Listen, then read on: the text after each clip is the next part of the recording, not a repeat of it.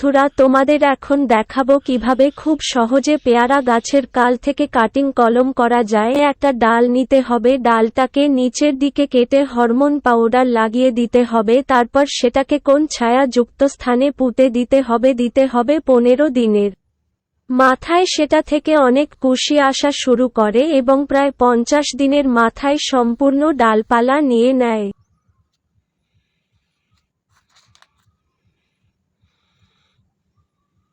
এটা যেকোনো সময় করতে পারো, শীত, বর্ষা, গরম, যে কোন সময়ে, কিন্তু গরমের আগে করলে কি হয়, ওই ছোট ডাল থেকেই অনেক কুশি নেয় এবং ফল আসে। তোমরা দেখতেই পাচ্ছ, মাথায় সেটা থেকে অনেক কুশি আসা শুরু করে এবং প্রায় 50 দিনের মাথায় সম্পূর্ণ ডালপালা নিয়ে নেয়।